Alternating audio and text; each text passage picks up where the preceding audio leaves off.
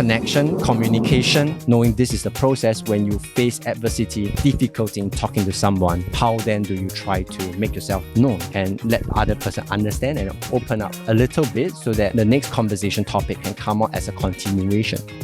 Hello everybody, welcome back to new episode of Henri and Mike. Today is the 12th of August 2022. It is a Friday. At the moment it's about 8 minutes after 12 noon. Welcome to this part of Singapore. It's called Bukit Timah Railway Station. So recently they have redeveloped or reconstructed that again and it's open. It's where we are. It's on the western part of Singapore. Bukit Timah Railway Station is part of this Malayan railway 100 years ago. They constructed this place in 1932 as a realignment of the entire railway linking from Penang in Malaysia down to Kuala Lumpur to Johor in Malaysia and then into Singapore. This place is historical because back in the olden days, a lot of resources, goods, food, and whatnot, they are actually transported from Malaysia down to Singapore using this, and it's connected all the way to where Tanjung Pagar is today, and that is where the port is currently still. So you can imagine a lot of resources were transported down to Singapore and then they export out from Singapore port itself.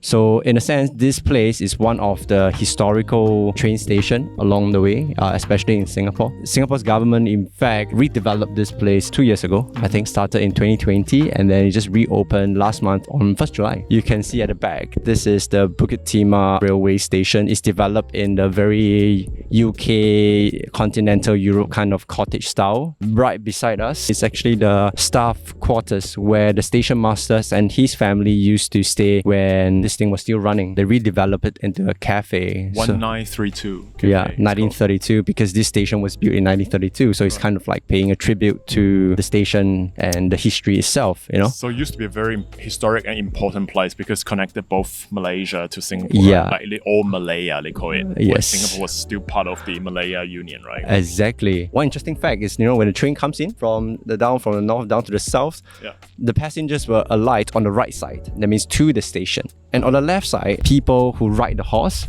they will actually exit with the horse themselves because Old Turf City is just down the road. So quite a lot of horse racing enthusiasts, they will actually bring their horse down via train from Malaya. Sounds pretty good because I remember like earlier this year, we had a hike. Yes. The Green Corridor. So we kind of walked down from Tanjung Pagar all the way north to Bukit Timah, this area, and then we ended off somewhere around Hillville. It was quite a beautiful hike because we were actually trekking on the old rail track. Yes. But they kind of just redeveloped into like a green space for people, for pedestrian or for runners or for hikers. So it was quite nice to be really immersed in the city. And then you have all the greeneries around you. And then towards the end, we walk all the way to here. Back then, you can still see part of the railway track on the ground. But it was all fenced out because they were doing the reconstruction. So since 1st of July, they reopened. So that's why we thought, okay, we're going to have that filming today here.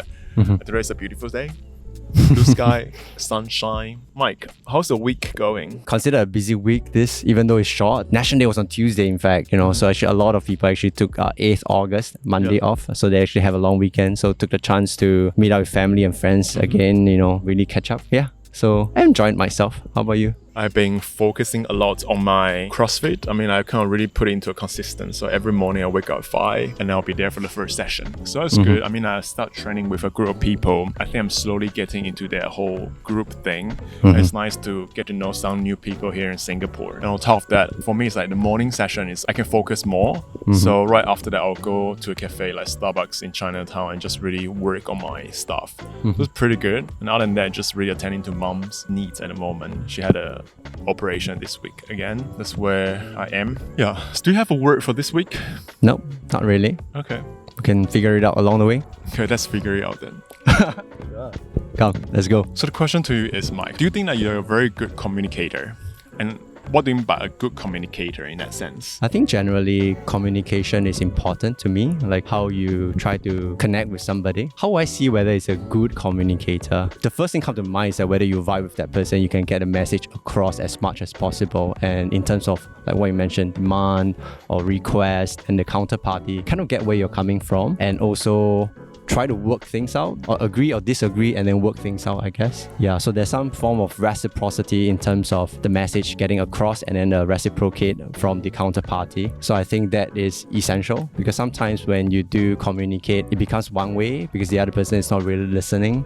So I think that's where the message get missing. Because of this podcast, we realize that there are different ways of working, you know, your way and my way of working. And of course, it also extends to the way we communicate as well. Yeah. Because of that, I came across a book when I was trying to find a solution to bridge that communication gap. This book is called Connect. It's by a Stanford University professor, two of them. One is called David Bradford. The other one is called Carole Robin. Yes, these two. They wrote this book because both of them, they are actually professors in Stanford in a business school. And then they are giving a highly popular class. If I'm not wrong, it's called like behavioral dynamics or something like that. It's about relationships. So they convert that lecture into a book. They mention a few things. Number one is the key concept is about relationship, right? So you say a lot of times people do not invest enough, or they make too many assumptions about relationship. They don't really reach a level called exceptional relationship. They describe it as good as you climb a mountain, right? You know, when you go with a friend, for instance, you climb up the mountain, very gentle at the start, and then you start to see different fork roads. Some people will choose fork A. Some people choose fork B, some people choose fork C. And this group of friends, as you are traveling, those that travel with you will continue that relationship towards exceptional level because of the common shared experience, the nitty gritty of like debating why you should go fork A, fork B, or fork C. And then as you go further, and then it becomes steeper, there are many walls and cliffs that you'll go over the valley and then the top. So those will be challenging. And those that comes with you in this relationship building that far will finally reach the top with you. And that entire process can be seen as an exceptional relationship. In the sense that you go through difficult moments, hurdles, and you rough it out, right? And then finally you get there. Of course, you know, this exceptional relationship takes time. Be it whether it's your colleague, your co-workers, your friends, your family, it all takes time. That's why when you mention patience, I also understood that, because this book mentions there's a basic assumption about patience, the time part, where you need to grind through. In your whole lifetime, probably there will be a few people, you know, friends, family, colleagues, they are like that, exceptional. You have limited time and you have different pursuits that you want to go into, but this is a good starting point if you have that interest in people, that genuine interest in people to make exceptional relationship. The probability of counterparty reciprocating will be higher. That's the first point. You know, the second thing is about self-disclosure. So this is very similar to the previous episode where we talk about vulnerability. Imagine it's a scale, 0 to 100%. I don't think anybody will really be 100% naked in front of any other people. There's always this part where you try to protect yourself and you do not want to share too much. So in the book, they say 15% as a good gauge. How they see this 15% is this. There are 3 layers to it. Inner core layer is called safety / comfort zone. And then the second layer is the growing zone. The third layer is danger zone. What you do is, from the core, you stretch out 15% into this growing zone, basically. So this 15%, as you grind out more and more, you will expand your inner core. And then you can repeat this cycle about that 15% again. They gave an example, corporate CEO, where he interacted with his senior management. He has a Zoom call bi-weekly, if I'm not wrong. So he will always start with each of the senior management with, if I'm you, what's the thing that you want to let me know about you now? So as to get the senior management to open up. And the purpose behind this vulnerability and self-disclosure, it's putting you in the state so that trust can be established. If there's zero trust in terms of the 0 to 100 in terms of self-disclosure, there won't be any trust. You don't even want to talk and you won't even open up, you see. But if you can do this 50%, you grow. In terms of framework approach, I think that's great. But I find it difficult to pinpoint what is that 15%. And when I think deeper about that, it might be because you really need to know your inner core very well. You know, what's your comfort zone? You need to have a decent idea about you yourself as a person before you can establish that 15%. So I think this ties down very closely with Marshall Rosenberg. In that case, it's the observations and the feelings part. Right. As a CEO or the corporate leader in that case, when he or she needs to understand their senior manager to ask those questions, he or she needs to understand, to have a feeling like to observe this person. You probably will have already worked with the person for a while to understand how she or he behaves or respond, right? So that's the first observation part. And second part, you know how the person react. The reaction is the feeling part. So by recognizing the first two steps, it will help you to frame the questions from the CEO perspective to the senior manager or senior management, whatever it is. So the person will open up. So it's that every 15% you expand to the next framework. No, I think they just gave it arbitrary, basically 50% from your core safety. That means your comfort. Okay. And then you expand the entire 3 tiers. Your core gets bigger. Naturally, your growth zone and your danger zone will get bigger as well. Maybe you can see danger as a risky zone. You don't go there. What it entails, I got to dig a little bit deeper into the book. From what you just mentioned, I can think about there's certain, in Chinese we call it 底线. Someone's baseline, right? Baseline, you just don't cross it. You know, like there's certain thing that will trigger. Some buttons are just not meant to be pressed, basically. Yeah, maybe, I don't know. But I mean, it'd be cool to follow that up. What's the danger part that you don't cut across or the crossover? Yeah, and then they also mentioned about this thing about the 3 realities in a relationship. Essentially easy to understand. First is about the motive. Person A to person B, when I want to communicate with you, what's the motive? Yeah. Right. The second is the behavior, means acting out the communication. Third is the response from you to me. But more often than not, when you are communicating, it's very difficult to understand A, means the motive. Most of the time, what they advocate for is to focus on the behavior and impact so that you can reach A about the motive. So what they are describing is definitely a behavior. It's a process itself. Yes. But if you combine with Marshall Rosenberg, he gives some part about the process, but at the same time, he also offers you a solution. The solution is the needs. Once you combine that with the feeling, that's what you call about reaction. Then you have the request. You can work on the request part. I think similar, because in the book, they did mention about the solution. Yeah, so they said something like, you focus on the behavior and impact to extract the motivation. So they gave an example, like a husband and wife. So I think on the way home in the car, I think the wife was talking about something, but the husband was just not responding, you know. So version A of what the wife can say is that, you're an idiot, you're not listening to me. So that is questioning the motive straight away, pinpointing. But if you rephrase it, it's something like, I'm trying to talk to you, I have a bad day, but what you're responding, the way that you're responding to me does not make me feel good. So you focus on your intention to talk to me, and then my reaction to you, and then you try to let the person open up a little bit more to make the person understand what this behavior is causing onto you. And then they can have a better problem-solving approach. And I see that as a connection to Rosenberg's, the emotion and feeling comes in here. Yeah, so the wife actually observed the husband first. And then she tell him how she feels about it, and also how she thinks he is feeling about it. And then she tell him the needs that she has.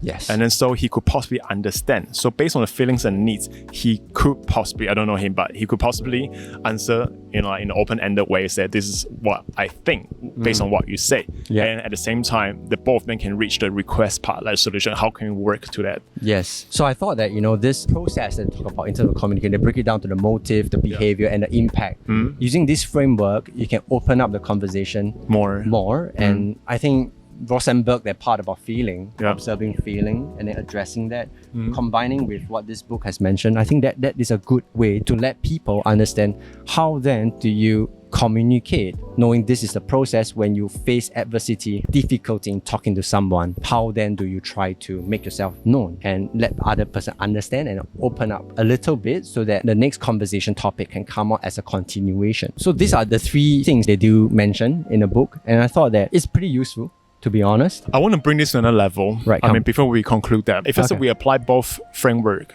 from Rosenberg and David and Carole, how would you apply that internationally? Apply that in what's happening in China and Taiwan at the moment? My take about diplomatic relationship, I'm not a diplomat, but from an outsider point of view, I feel that it's a very difficult way to communicate because you can come in very clean about your intention if it's a genuine one. But when both parties are on the opposite end, different ideology, different way of looking at things, how do you establish that common interest at the start? And whether there is already a platform for you to do it.